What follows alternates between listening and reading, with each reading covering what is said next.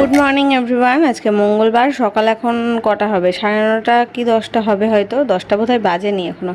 সকালবেলায় আমি ভাত বানিয়ে নিয়েছি আর এখন চা বসিয়েছি আমার জন্য। কালকে তো দেখেছিলে বাপের বাড়িতে গেছিলাম, আজকেও থাকার কথা ছিল, কিন্তু ওই যে কালকে বললাম হঠাৎ করে বাবার বাবা এসছে, আমরা কেউ কিছু জানতামই না।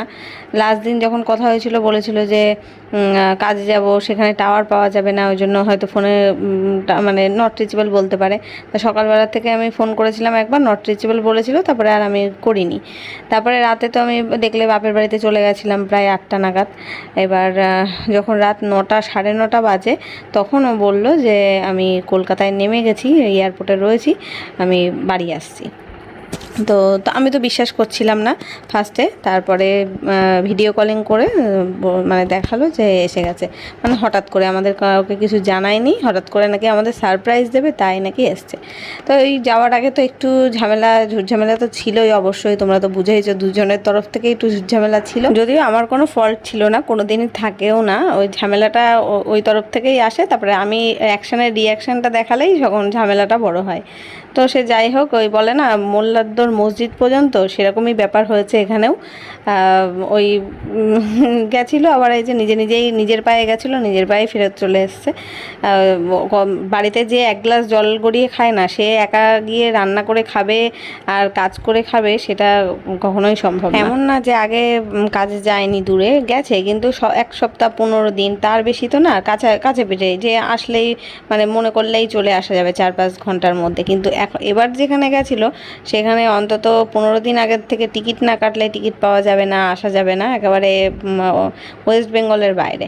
এবার আমার তো যাওয়ারতে মত ছিলও না, আর ওরও তো জেদ করে গেছিলো, মানে আমাদের দুজনেরই রাগ জেদ দুটোই বেশি, রাগটা আমার বেশি, জেদটা ওর বেশি। আর আমি যেহেতু অন্যায় যদি না করি আমি, তাহলে আমার জেদটা সেখানে থাকে, আমি কিছুতেই মাথা নোয়াতে পারি না, সে যেই হোক। আমাকে ভালো ব্যবহার করে আমাকে মানে মাথা নামানো যাবে, কিন্তু আমার ওপরে কেউ জেদ করে ইগো দেখিয়ে আমার ওপরে কেউ জিততে পারবে না। এটা আমার মানে ব্যাড হ্যাবিট বলবো না গুড হ্যাবিট আমি জানি না, এটা হয়। আর অন্যায় থাকলে অবশ্যই আমি মাথা নত করতে রাজি আছি। তো ওই জন্য আমি মানে কী বলবো, একটু রাগারাগি তো হয়েইছিল। তো যাই হোক, এখন কি বলো তো, আসলে সব সম্পর্কে যদি পুরুষ মানুষ যদি চায় সম্পর্ক ঠিক রাখতে, তাহলে অবশ্যই ঠিক থাকবে। সবাই বলে যে মেয়ে মানুষের জন্য সংসার চলে, কিন্তু এটা কিন্তু ভুল কথা। যদি পুরুষ চায়, যে কোনো ঝগড়া মিটিয়ে নিতে পারে, যে কোনো যত বড়ই অশান্তি ঝামেলা যাই হোক, সব কিন্তু মিটিয়ে নিতে পারে, মানিয়ে নিতে পারবে। অবশ্য সেটা সম্ভব শুধুমাত্র দুই তরফ থেকেই, যখন ভালোবাসাটা থাকবে তখনই। এক তরফ থেকে একটু বেশি একটু কম হতেই পারে, কিন্তু পুরুষের ভালোবাসা সবসময় বেশি হলেই সেই সংসারে শান্তি সুখ দুটোই থাকে। তো যাই হোক, আমি এখানে এই যে রেডি হয়ে গেছি, স্নান টান করে পুজো দিলাম, তো জামা কাপড় পরে রেডি। আর এখন ভাবছি ওই যে সকালে ভাত রান্না করেছিলাম না, এবার দেখছি আলু সেদ্ধ মাখা একটু রয়ে গেছে, একটুখানি ভাত রয়ে গেছে। আমি তো সকালবেলা ভাত খাই না, কিন্তু কি করবো, এই ভাতটা আমি এখন চলে যাচ্ছি ওই বাড়িতে, নষ্ট হয়ে যাবে। তো দুপুরে যদি বাড়িতে থাকতাম তাহলে নয় দুপুরে খাওয়া হয়ে যেত। তা এখন কটা বাজে, 12টা বাজতে 10 মিনিট বাকি। এই ভাতটাই ভাবলাম আমি খেয়ে নিই, খেয়েই একেবারে বেরোয়। আর খিদেও একটু পেয়েছে, সকালবেলা স্নান করেছি না, স্নান করলে দেখবে একটু ভাতের খিদেটা পায়। তা ওদিকে এসে চুলদারি কেটে স্নান টান করে রেডি হয়ে রয়েছে। আমি বললাম একটুখানি বসো, আমি ভাত খেয়ে নিই, তারপরেই বেরোবো। ওদিকে বাবাই আবার ফোন করেছে যে ওর জন্য মিষ্টি নিয়ে যাওয়ার জন্য। কালকে রাতেই বায়না করছিল যে বিরিয়ানি খাবে বলে। আমি বললাম না, আজকে দিদা বাড়িতে মাংস টাংস রান্না হবে, আজকে আর তোর বিরিয়ানি খেতে হবে না, অন্য দিন খাস, অন্য কিছু বল। তা বলছে তাহলে রসগোল্লা খাবো। তারপর ওর বাবাকে ফোন করে বলেছে সকালবেলা, আবার ঘুম থেকে উঠে বলছে যে রসগোল্লা নিয়ে আসবে আসার সময় তোমরা। তাই আমি বললাম ঠিক আছে, আনবো খুনি। তার ওইদিকে তো মা কাকিমা সবাই মিলে নাকি দুজনে মিলে রান্নাবান্না করছে। আমাকে ফোনে আর কি কথা হলো, সকালবেলা বললো। তাই আমি বললাম আমিও যাচ্ছি, গিয়ে দেখছি। আমার হয়তো সকালে গিয়ে আর ভিডিও করা হয়নি ওরা কি রান্নাবান্না করলো, কিন্তু গিয়ে মেনুটা দেখাবো কি হলো আজকে।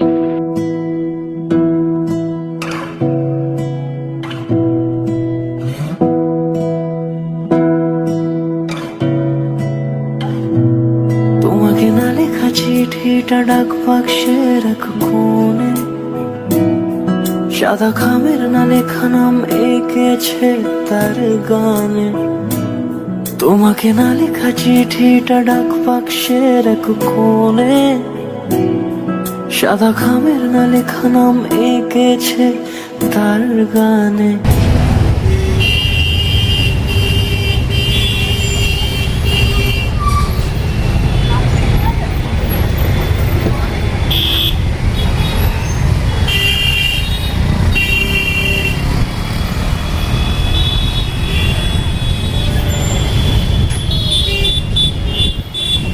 এই যে এখন রসগোল্লা নিতে দাঁড়িয়েছি, আর এখন রসগোল্লার সাইজ যা হয়েছে একদম ছোট ছোট, চিনির দাম নাকি বেড়ে গেছে ওই জন্য সাইজ এরকম।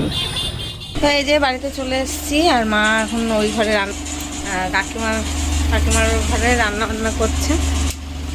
চলো যাই, আমিও দেখে আসি কি রান্না বান্না হচ্ছে। বাবাই তো এই ঘরে ফোন দেখছে দেখলে।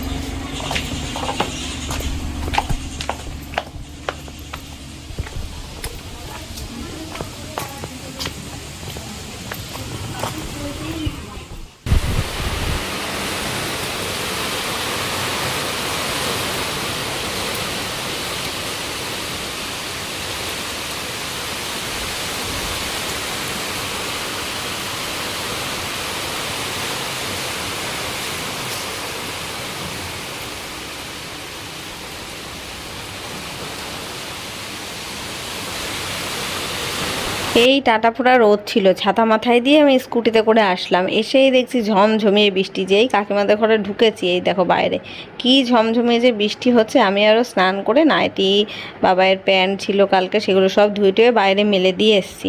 ভাবলাম দুপুরবেলা ওর বাবা খেতে চলে যাবে, গিয়ে তুলে নেবে, ও বললো যে তুলে নেবে। আর এই বৃষ্টিতে তো সব ভিজে গেল। তাই এখানে মা আবার লেবু কেটে নিয়ে এসছে, তাই একটু খাচ্ছিলাম। মা বললো মাংস রান্না হয়ে গেছে, কাকিমা ডাল তারপরে আর তরকারি টরকারি কাকিমা করেছে, আর মা মাংসটা রান্না করেছে। আর কাকিমা এখন ফ্রিজ পরিষ্কার করছিল বোধহয়, এ করে আবার আমের চাটনিটা রান্না করবে। আর এখন এই যে একটু আমি বেশি খাইনি, আমার যেহেতু এই কদিন আগেই পেট খারাপ থেকে উঠেছি, তো আমি এক পিস লেবুই খেলাম। তবে লেবুটা একদম টক ছিল না আজকে, খুব সুন্দর মিষ্টি ছিল। এটা বাজার থেকে কিনে আনা লেবু। দিদিভাইদের বাড়ির লেবুগুলো ভালো খেতে, কিন্তু একটু টক মিষ্টি টাইপের। আর এটা বাজার থেকে কিনে আনা একদম মিষ্টি সুন্দর, মানে টক একটুও নেই। কালারটা সুন্দর।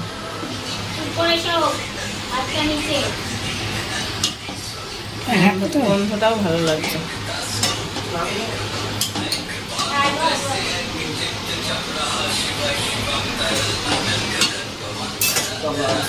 ওই তো বাবাই আর রাজুরা এখানে দিয়ে দিচ্ছি, আর বাবার এখানে দিয়ে দিচ্ছি।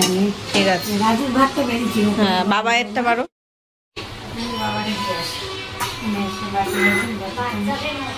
সব রান্না কোথায়? এইটা ডাল, ওইটা ডাল, ডালের হাতা এটা বুঝলি। ঠিক আছে। দাদুকে তুই দিয়ে নে, বাবাই দিয়ে আমি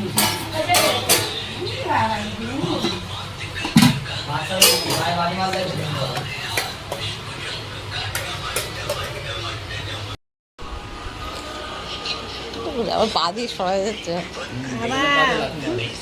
আবার আবার লাঠি মারতে বারণ করেছি না।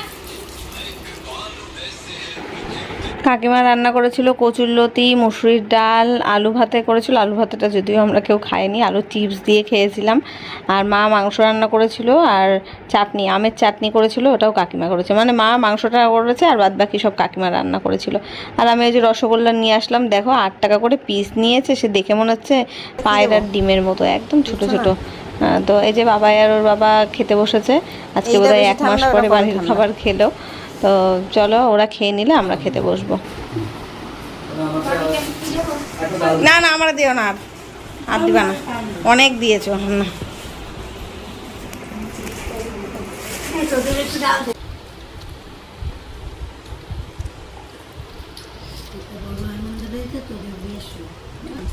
এই বাড়িতে তো আর তো ওরকম বড় করে কোনো অনুষ্ঠান হয়নি।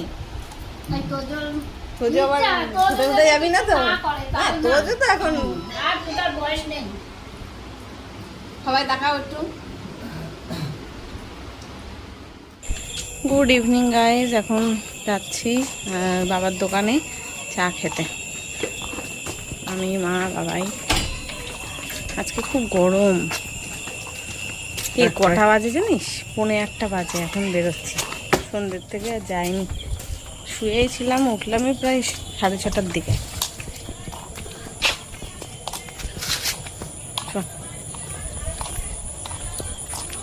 তো জামাতে ওই লেখাটা, অ্যাডজাস্ট লেখাটা চমকাচ্ছে।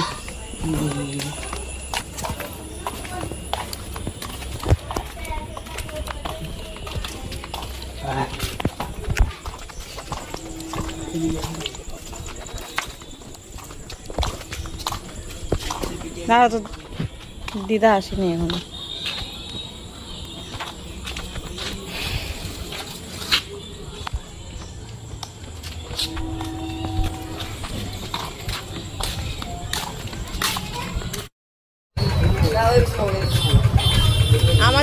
বিস্কুট দাও, ওটা নেবো না, ওটা মারে দাও, এই পাশেরটা দাও। এইগুলো খাই ভাই, এগুলো ভালো তো, এইগুলো। এখন বাবার দোকান থেকে চা খেয়ে বাড়ি গেলাম, গিয়ে মা আবার রান্না করলো, ভাত করলো, তারপর হচ্ছে ডিমের ঝোল রান্না করেছিল। আর বাবাই তো ভাত খেলো না, সেই বায়না করছিল বিরিয়ানি খাবে বলে, বিরিয়ানি ও খেয়েছে। আর তারপরে খাওয়া দাওয়া করে আমরা বাড়ি চলে গেলাম কটা, 10:30 সাড়ে 10টার দিকে বাড়িতে চলে গেছিলাম। কালকে আবার বাবাইয়ের সকালে পড়া রয়েছে, বিকেলে পড়া রয়েছে।